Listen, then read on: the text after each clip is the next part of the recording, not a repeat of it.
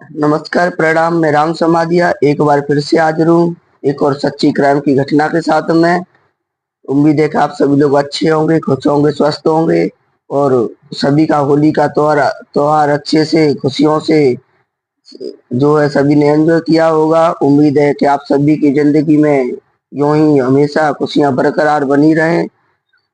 आज की वैसे तो ये जो वीडियो है ये इसके ऊपर मैं पहले भी एक वीडियो बना चुका हूँ, जिसमें एक घर में पहले की दादी की मौत होती है, फिर दो मासूम बच्चों की मौत होती है एक रहस्यमय तरीके से, और फिर उसके बाद में जो है रहस्यमय तरीके से घर में आग लगने का सिलसिला स्टार्ट हो जाता है।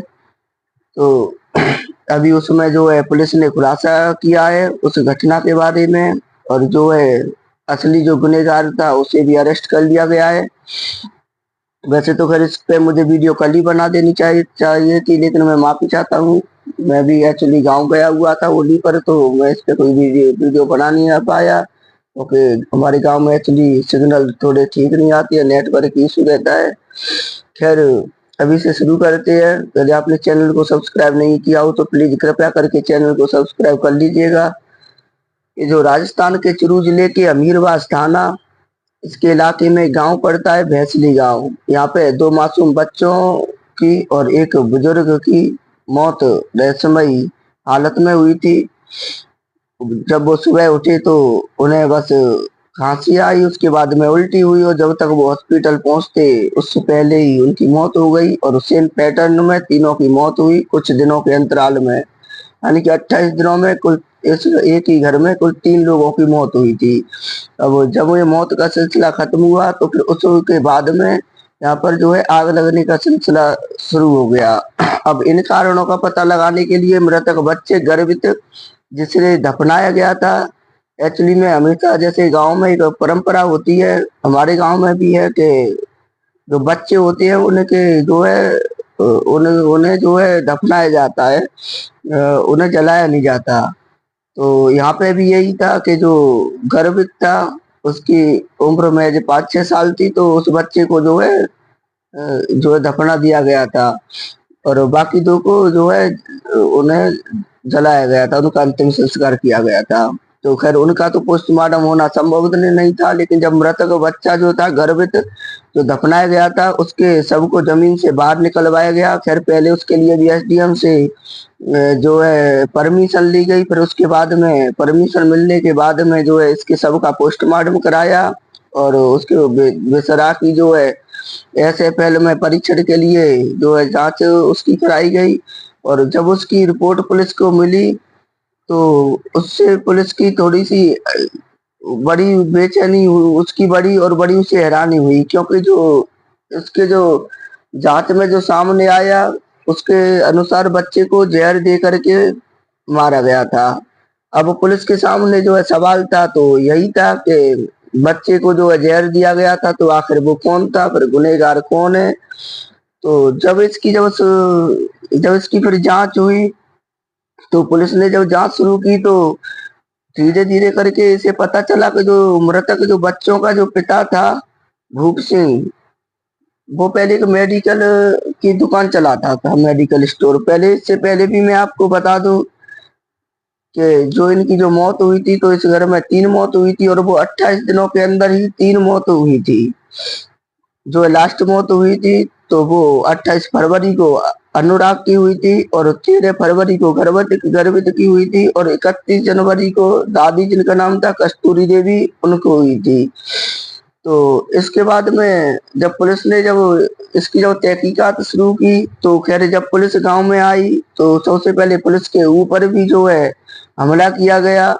तो पुलिस को खैर वहां से वापस जाना पड़ा, लेकिन फिर पुलिस को थोड़ा सा और सतर्क हुई, क्योंकि गांव में जो है सोशल मीडिया के जरिए जब ये बात फैली कि एक ही घर में 28 दिनों के अंतर में जो 3 3 मौत हुई है रहस्यमयी हालत में, और फिर उसके अगले ही दिन से जो है उसी घर में आग लगने का सिलसिला शुरू हुआ। कभी हैंगर पे, गेट के पीछे लगे हुए हैंगर पे आग लगी, जो टंगे हुए कपड़ों में, कभी सूटकेस के अंदर रखी हुई शादी की माला में आग लगी, कभी भैंसों के चारे में आग लगी, तो कभी किचन में, कभी बेड शीट में आग लगी।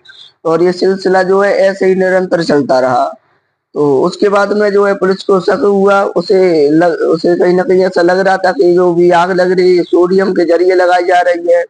और अब बच्चे का जब गर्भवती का जब पोस्टमार्टम में रिपोर्ट आई तो फिर वो भी तय हो गया था कि बच्चे को जो है ज़हर दिया गया है। अब उसके बाद में जो है बच्चों का पिता जिसका नाम था भूप सिंह और उसकी बीवी दोनों को पुलिस ने हाँ इससे पहले घर में सीसीटीवी कैमरा भी लगाया था। अब सीसीटीवी कैमरे का जो डीवीआर होता है उस डीवीआर के अंदर भी आग लगी थी। तो यहाँ पे बात ये भी आई थी कि बताइए अब भूत को ये भी पता था कि जो है सीसीटीवी कैमरे की रिकॉर्डिंग जो होती है वो डीवीआर के अंदर होती है। खैर इसके बाद में पुलिस ने अपने तरीके से जो है जांच आगे बढ़ाई और जब जांच आगे बढ़ाई तो उसमें जो खुलासा हुआ वो बड़ा ही चौंकाने वाला था। और जो खुलासा सामने आया जो जब आरोपी की सच्चाई सामने निकल के आई तो हर कोई दंग रह गया और हर कोई यही सोच रहा था कि क्या ऐसा भी हो सकता है। लेकिन जब यहाँ पर भूप सिंह और उसकी बीवी को पुलिस ने जब पूछताछ के लिए जब वो थाने लेकर के गई तो इन दोनों से पूछताछ की गई। तो फिर जो आरोपी था भूप सिंह उसने जो स्वीकार जो गुनाह जो स्वीकार किया और जो सच्चाई बताई तो बड़ी खौफनाक थी।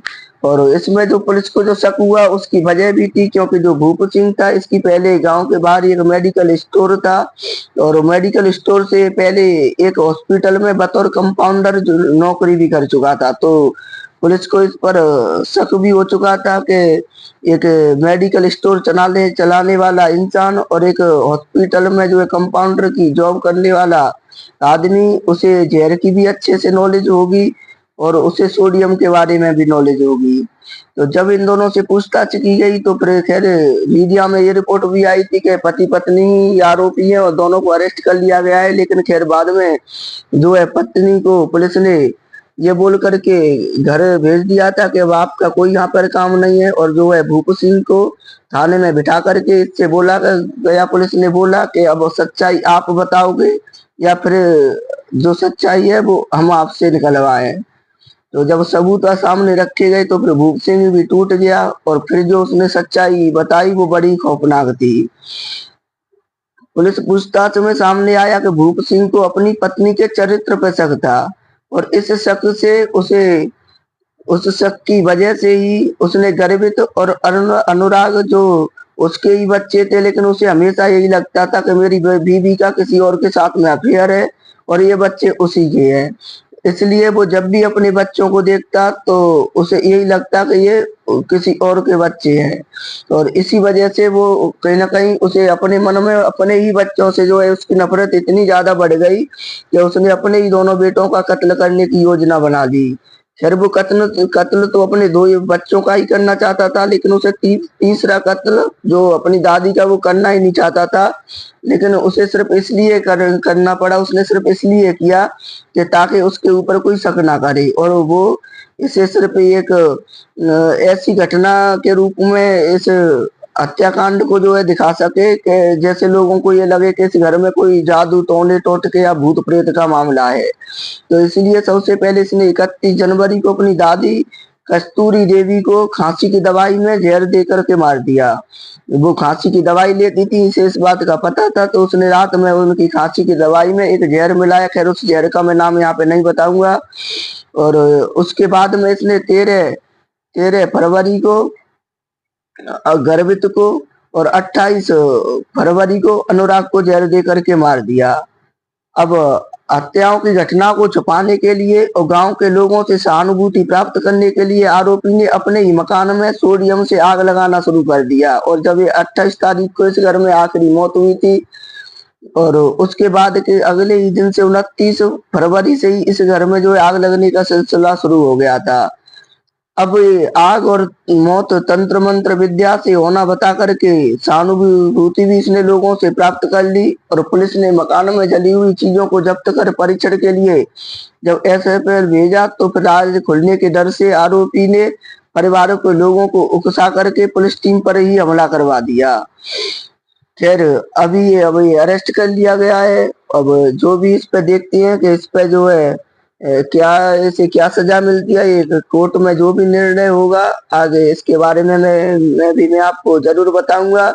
लेकिन खैर, जो भी इसने ये कदम उठाया, इसके अलावा ये कुछ और भी रास्ते चुन सकता था। उनमें से ये डीएनए जांच करा सकता था, उससे भी पता चल जाता कि ये बेटे वाकई में इसके हैं या नहीं है। खैर, लेकिन एक मानसिकता के शिकार होना ही से बोलेंगे कि ये इतना हद तक गिर गया कि इसने अपनी दादी को भी मारा और अपने 2 मासूम बेटों को खुद ही ज़हर दे करके उन्हें मौत के घाट उतार दिया। और उसके बाद में इस घटना को जो है तंत्र मंत्र और भूत प्रेतों का रूप देने के लिए इसने अपने ही घर में जगह-जगह पर सोडियम डाल करके आग लगाना शुरू कर दिया।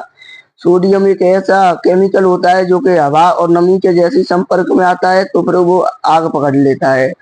तो इसे जैसे ही इसे मौका मिलता है जगह जगह पर अलग अलग स्थानों पर ये अपने घर में कपड़ों पर, कभी बेड पर, कभी किचन में, जब कैमरे घर में लगवाए गए गांव वालों के बोलने पर, तो क्योंकि ये क्लियर मना तो नहीं कर सकता था, इसलिए इसने भी फिर कैमरे लगवाने का ड्रामा किया। तो बाद में इसने अगले ही दिन उस कैमरे की जो है डीवीआर में ही आग लगा दी।